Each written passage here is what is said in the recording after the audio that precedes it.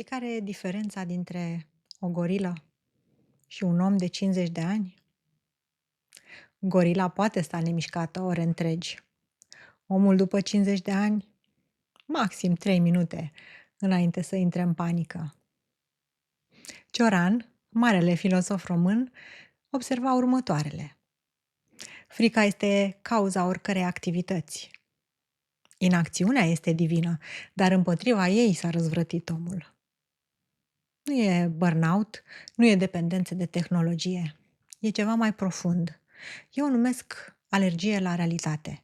Și după 25 de ani, ca psiholog, pot să-ți spun. Dacă ai în jur de 50 de ani, ai și tu simptomele. Să-ți spun o poveste personală. Îți descriu o duminică după amiază. Noiembrie, afară plouă încet. Acel fel de ploaie care te invită la a nu face nimic, la introspecție. Am terminat tot ce aveam de făcut. Am scris articole, am făcut treburile casnice, am trimis mail-urile și alte cursuri pe care trebuia să le pregătesc sunt gata. Casa e liniștită, prea liniștită. Mă așez pe canapea, îmi fac un ceai și ce fac acum? Ar trebui să pot să stau, nu? Să privesc pe geam, să beau ceaiul în liniște, să exist, pur și simplu. Dar nu reușesc. După 3 minute, am numărat. Mâna mea merge către telefon, apoi deschid un articol pe care trebuia să-l citesc neapărat, apoi mă gândesc la cartea aia dificilă care stă pe masa mea de săptămâni întregi și din care vreau să citesc măcar un capitol în weekendul ăsta. Trebuie. Mereu trebuie. Majoritatea oamenilor ar spune că ăsta e burnout sau dependență de tehnologie sau că pur și simplu suntem niște oameni ocupați și așa se trăiește în lumea modernă. Am citit sute de articole despre cum să te deconectezi, cum să-ți iei pauze structurate, cum să folosești mindfulness-ul pentru situația în care ești un profesionist ocupat. Și toate presupun același lucru, că problema este cantitatea de muncă. Că dacă am lua o vacanță, dacă am medita 10 minute pe zi, dacă am avea un work-life balance mai bun, adică un echilibru între viață și muncă, atunci totul, desigur, ar fi mult mai bine. Dar în acea după-amiază leneșă, pe care nu mi-am dat voie să o trăiesc, am realizat ceva foarte inconfortabil. Nu e vorba despre cantitatea de muncă și nici despre cantitatea de tehnologie, nu e nici măcar vorba despre a învăța cum să ții echilibrul. E vorba despre ceva mult mai profund. Eu nu prea mai știu cum să stau cu mine. Și asta nu pentru că sunt plictisită, ci pentru că undeva pe drum am devenit alergică la propria realitate. Și ce e mai rău este că nu e vorba doar despre mine, e vorba despre întreaga noastră generație, 45, 50, 55 de ani, care descoperă brusc că nu mai poate să stea 3 minute în tăcere, nu le mai poate tolera. Mă întorc la Cioran. El spunea, când era întrebat ce faci de dimineață până seara, spunea, mă suport pe mine însumi.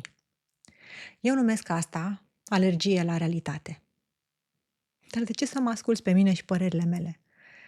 Pentru că lucrez de 25 de ani ca psiholog cu oameni care trec prin tot felul de tranziții. Am văzut cazuri, am citit cercetări, dar mai important, am trăit toate astea și eu pe pielea mea. Nu vorbesc din teorie, vorbesc din tranșee și am descoperit că această alergie nu e accidentală.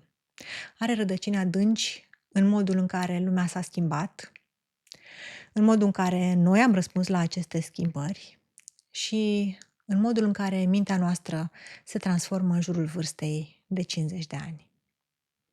Azi o să vorbim despre 3 lucruri.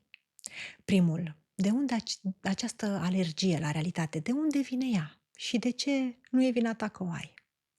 Apoi o să îți spun ce se întâmplă în interiorul nostru când nu mai putem sta cu noi. O metaforă pe care am să o folosesc este cea a râului care se transformă într-un canal. Și apoi, la final, am să-ți povestesc despre ce experimente practice am descoperit Nu sunt soluții magice, ci sunt posibilități reale de a redescoperi capacitatea noastră de a trăi fără o agendă personală prescrisă. Nu am un plan în X pași și nu am o metodă garantată. Am doar ceea ce am învățat din propria mi luptă cu această stare. Și dacă rezonează cu tine, rămâi până la final, pentru că o să te rog să-mi spui în comentarii ce ai descoperit și tu. Chiar vreau să învăț și eu de la tine. Gândește-te la conștiința ta ca la un râu. În starea lui naturală, un râu nu se grăbește nicăieri. Curge, urmează calea de minimă rezistență. Face curbe mai largi, mai leneșe prin peisaj, suprafața lui reflectă cerul, norii care trec, lumina care se schimbă, luna, stelele. Un râu nu e pentru ceva, nu justifică existența lui prin productivitate, ci pur și simplu e și tocmai prin faptul că e, hrănește tot ce îl înconjoară. Dar noi ne-am petrecut viețile construind diguri, am îndepărtat malurile, am betonat fundul, am transformat râul într-un canal. Un canal are un singur scop: să transporte mărfuri din punctul A în punctul B cât mai rapid posibil. Pereții lui sunt drepți, înalți, rigizi și un canal nu este construit pentru a reflecta cerul în el, ci pentru a oferi o cale dreaptă și cât mai scurtă către destinație. Eu văd asta în mine în fiecare zi. Merg pe stradă. Nu văd strada. Sunt în capul meu, planific, organizez, rezolv probleme care nici măcar nu există încă. Sau petrec timp, stau cu cineva drag. Da, stau, dar o parte din mine deja face liste. Ce trebuie făcut mâine, ce am uitat să rezolv azi, ce proiect urmează. Și chiar și când îmi dau voie să nu fac nimic, în cap tot fac câte ceva. Evaluez dacă mă relaxez destul de bine, dacă folosesc bine timpul liber, dacă ar trebui să fac altceva cu el. Nu știu să exist fără agendă, fără scop și fără a transforma momentul în ceva pentru un obiectiv. Am devenit și eu un sistem de transport eficient, rapid, direct, fără abateri. Ai observat, de exemplu, ce cuvinte folosim în viața de zi cu zi? Nu mai spunem că petrecem timp, ci că investim timp. Nu mai trăim experiențe, le colectăm, le colecționăm. Nu mai suntem, ne dezvoltăm continuu, ne optimizăm, devenim cea mai bună variantă a noastră. Am devenit managerii proprii noastre existențe, avem obiective, ținte și planuri pe 5 ani. Dar iată ce nu ne spune nimeni despre canale. În canale nu prea crește nimic. Malurile betonate nu permit dezvoltarea rădăcinilor, apa curge prea repede și nu lasă nimic să se așeze, să se formeze sau să devină. Creativitatea are nevoie de un curs natural, are nevoie de meandre, de rătăcire, de timp, de un timp în care mintea să nu facă nimic productiv și tocmai de aceea poate să descopere conexiuni neașteptate. Dar înțelegerea profundă, ea vine din contemplare și din acel gând care se învârte în minte fără agendă, fără țintă, până când brusc se limpezește complet. Dar capacitatea de a simți viața, de a fi prezenți într-un moment cu corpul și cu conștiința noastră. Asta dispare prima, pentru că a simți nu produce nimic, nu te duce nicăieri. Mai mult te încurcă, e doar simțire. Iar dacă tot ce contează în viața noastră e să ajungem repede la destinație, atunci simțirea aceasta e un lux pe care nu îl putem permite. Și atunci ne trezim în jurul vârstei de 50 de ani și ne întrebăm unde am fost. Noi știm bine, am fost eficienți, am fost productivi, am transportat tone de informație, am îndeplinit proiecte, am bifat obiective. Dar unde am fost noi? Și aici intervine întrebarea critică. Cum am ajuns să ne transformăm din râuri în canale? Nu s-a întâmplat peste noapte, a fost un răspuns la ceva, un răspuns la o lume care și-a pierdut sensul.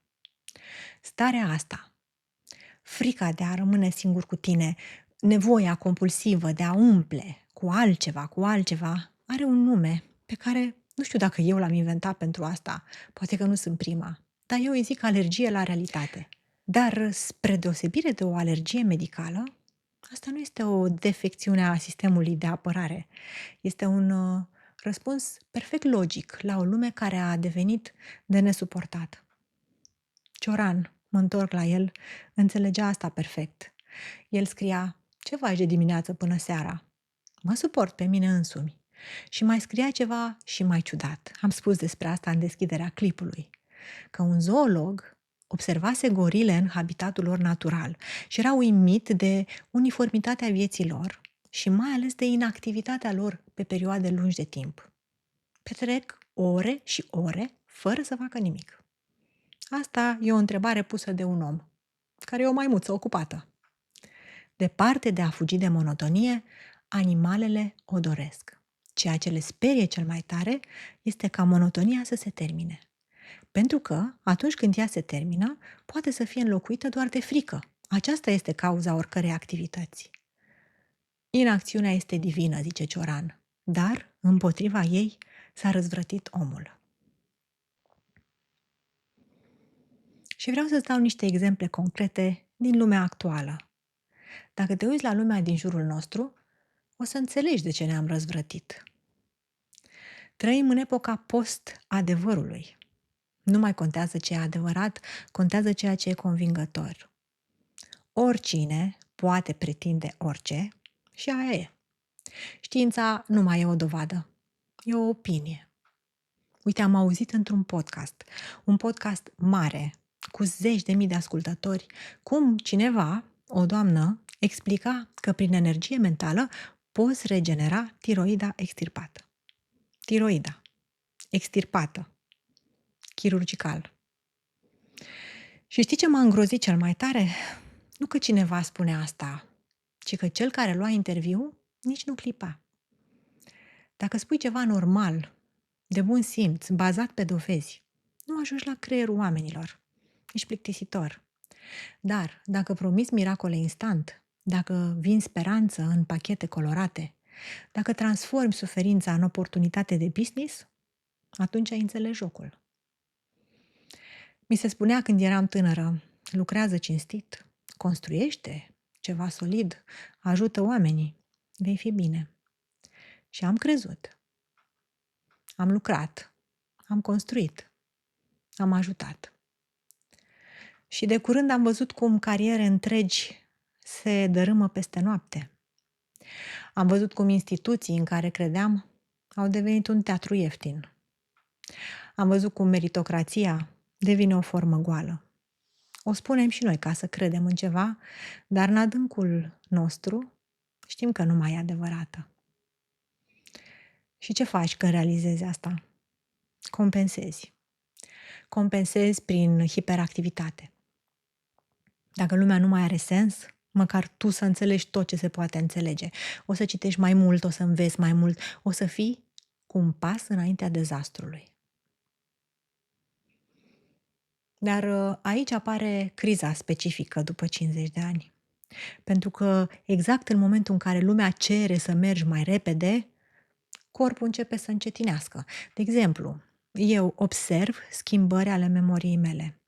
Numele acelui actor care îmi stă pe limbă și nu mai vine, mă obosește, mă agasează.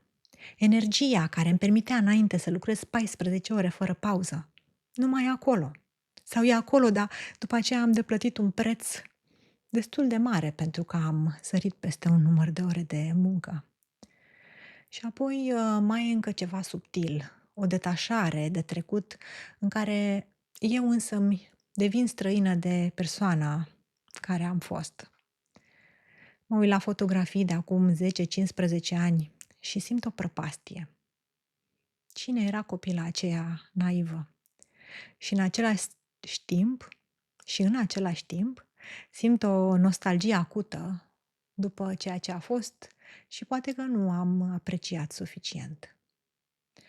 Toată harta mea se reconfigurează.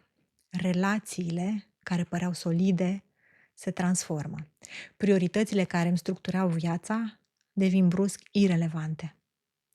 Și realizez cu o claritate brutală că totul se poate sfârși într-o zi. O boală, un accident, orice. Asta e alergia la realitate. Când nu mai poți sta cu tine pentru că starea lumii e de nesuportat, starea corpului tău te confruntă cu mortalitatea și singura soluție pare să fie o mișcare internă continuă. Eugen Ionesco menționa în note și contranote niște parametri care ne definesc existența. Spune el, automatismele limbajului și ale comportamentului oamenilor și mecanica cotidianului. Ce voia să spună? Că ne transformăm în mașinării care repetă.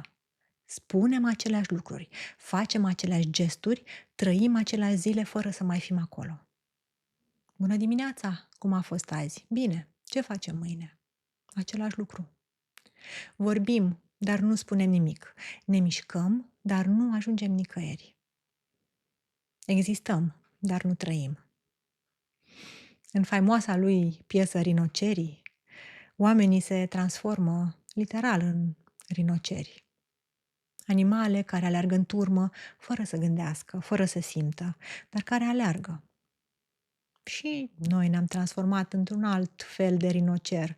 Poate că nu alergăm tocmai în turmă, dar alergăm singuri, în canale betonate, transportând mărfuri de la A la B, repetând mecanica zilei, fără să ne mai întrebăm de ce, pentru cine. Automatismul, mecanica, robotul, asta ceea ce Ionesco vedea că se întâmplă cu omul modern. Și asta este exact ce am devenit după 50 de ani de compensare prin hiperactivitate. Dar ce se întâmplă cu robotul ăsta dacă apare o dereglare în sistem? Când corpul și mintea nu mai pot ține ritmul, atunci descoperim că avem niște ghizi neașteptați care ne pot învăța ceva fundamental.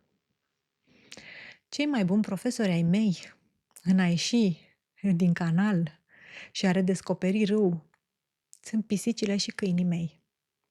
Și nu spun asta metaforic sau pentru că sună drăguț. Spun asta chiar foarte serios. Ei sunt terapeuții mei. Dacă vrem să fim mai poetici, pot să le spun că sunt ghizii mei spirituali. Când mă pierd în cap și mă pierd des, când devin prea mult canal și prea puțin râu, ei mă aduc înapoi. O pisică care stă în poală nu are agende, nu planifică, nu optimizează. Pur și simplu e. Și când o mângâi, când simți blana ei sub mână, când auzi torsul, ești scos brusc din capul tău, din liste, din planuri, din toată nebunia aia circulară. Sau un cățel care vine și își pune capul pe genunchiul tău.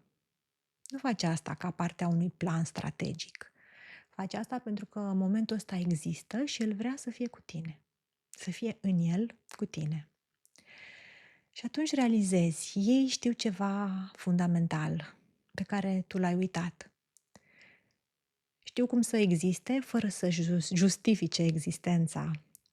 Știu cum să fie în moment, nu înainte de moment, nici după moment. Știu cum să fie în moment.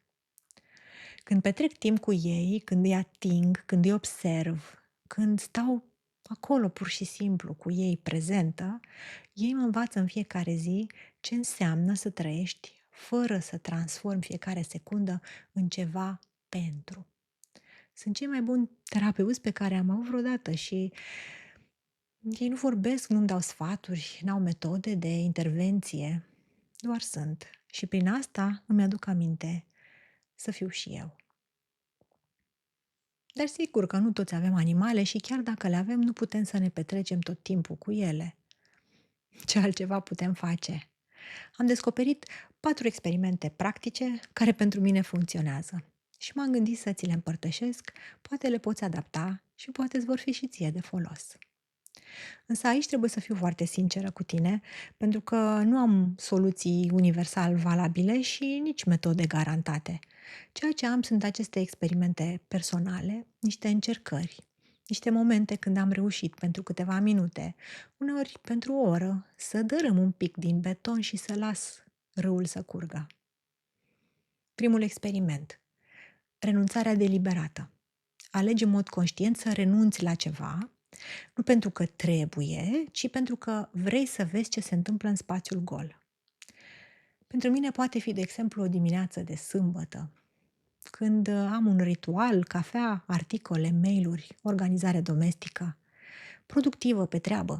Dar într-o sâmbătă am zis, nu citesc nimic, nu rezolv nimic, nu planific nimic. Și am stat, am băut cafea, am privit pe geam. Prima senzație, am mai spus-o, panică. Ar trebui să fac ceva, pierd timpul. Am stat cu panica aia și n-am fugit de ea și după vreo 20 de minute, cred, că a început să se topească și a început să apară altceva. Din plictiseală, o stare de curiozitate, apoi de atenție. Am început să observ cum cade lumina pe podea, am auzit sunete din stradă pe care nu le mai auzisem. Nu știu dacă le-am auzit vreodată. A fost ceva mic, ceva scurt. A fost ceva altfel. Al doilea experiment. Fă ceva care nu duce nicăieri. Sună simplu, dar e extrem de greu pentru oamenii antrenați să facă lucruri care duc undeva. Eu, de exemplu, am ales mersul pe jos și nu alergatul, pentru că ăsta e cu obiective, cu aplicații. Mersul simplu, fără destinație, fără să mergi către ceva. Pur și simplu să te plimbi. Și la început pare absurd, mintea tot încearcă să transforme plimbarea în ceva util. Nu, doar mers, doar pași, doar stradă. Și ce am descoperit? Că orașul în care locuiesc de ani de zile arată destul de diferit când nu mergi către ceva, ci doar prin el. Că există detalii pe care le ratez complet când merg eficient către o țintă. Eficiența ne orbește. Al treilea experiment. Întrerupe automatismele pe care le-ai construit. Avem cu toții automatisme. Problema e că, la un moment dat, întreaga viață pare să devină un șir de automatisme. De exemplu, eu când intru în casă, fac fix aceleași lucruri. Pun cheia, scot haina, merg direct în bucătărie. Automatismul perfect. Se întâmplă fără mine. Așa că am început să mă opresc. În prag, 5 secunde. Doar să respir, să observ atmosfera din casă când intru. Să observ că sunt aici și că acest moment există. Sună ridicol. Da. Funcționează? Uimitor de mult. Pentru că te scoate din pilot automat. Te forțează să fii prezent, chiar și pentru 5 secunde. Al patrulea experiment, și ăsta e cel mai greu. Acceptă că unele lucruri sunt pierdere de timp. De la bun început. Și fă-le conștient drept pierdere de timp. De exemplu, stai de vorbă cu un vecin, deși nu ai timp, sau oprește-te la o librărie, deși n-ai nevoie să cumperi nicio carte. Stai pe o bancă în parc, dacă ai parc, deși n-ai terminat ce aveai de făcut. Fă ceva tocmai pentru că este inutil. Mie, de exemplu, astfel de momente mi-au adus lucruri neașteptate, conversațiile acestea neplanificate, cartea descoperită întâmplător sau minutele petrecute afară fără să fac nimic. Pierderile acestea sunt parte din viață, mi-am dat seama. Și tot restul, eficiența, productivitatea, obiectivele, sunt parte din transport. Mărfurile acelea care se mișcă de la A la B. Dar viața se întâmplă și în aceste pierderi și în aceste momente neproductive. Cum spuneam, toate acestea nu sunt soluții, sunt practici. Și cum orice practică necesită repetiție, eșec, recalibrare, e clar că voi continua să cad în capcana canalului și voi continua să simt panică când nu fac nimic productiv. Dar măcar acum știu că e vorba de o capcană. Și știu că există și altceva și că râul există sub tot betonul ăsta. Uneori, pentru câteva minute, poate pentru o oră, pot să dărâm un pic din beton și să-mi las râul să curgă. Nu e mult, dar e ceva. Și într-o lume care ne învață non-stop să fim canale eficiente, chiar și câteva minute de râu sunt un act de rezistență. Am vorbit mult azi, poate prea mult, dar voiam să-ți arăt ceva. Că nu ești singur în asta și că această senzație de a nu mai putea sta cu tine, de a nu mai ști cum să existi fără scop, de a simți că viața ta a devenit un canal rigid în loc de un râu care curge, nu este o defecțiune personală. E efectul unei lumi care ne-a învățat că valoarea noastră vine din productivitate, nu din existență. Și am văzut de unde vine. Cel puțin astea sunt explicațiile pe care le-am găsit eu. Din epoca post-adevărului, din prăbușirea meritocrației, din necesitatea de a compensa haosul prin hiperactivitate. Și am explorat 4 experimente. Renunțarea deliberată, activitățile fără scop, întreruperea automatismelor și acceptarea pierderilor de timp. Dar experimentele mele sunt doar ceea ce am descoperit eu. Sunt sigură că și tu ai descoperit altele și mi-ar plăcea să le aud. Spune-mi în comentarii ce faci când simți că ai devenit prea mult canal și prea puțin râu. Ce strategie ai găsit ca să scapi, măcar pentru câteva minute, din această obsesie cu productivitatea? Nu întreb din politețe. Întreb pentru că eu chiar vreau să învăț de la tine. Pentru că asta facem aici, la Psihologia Vieții după 50. Învățăm împreună. Nu am răspunsuri definitive, am doar întrebări, poate puțin mai bune decât ale altora. Și speranța că dacă ne împărtășim ce descoperim fiecare, poate construim împreună o hartă a acestui teritoriu mai puțin discutat. Teritoriu în care nu trebuie să fii mereu ceva important, în care nu trebuie să justifici fiecare moment, în care poți pur și simplu să existi. Oricine ai fi, oriunde ai fi, îți mulțumesc că m-ai ascultat și până data viitoare să fim bine sau să încercăm măcar să fim prezenți.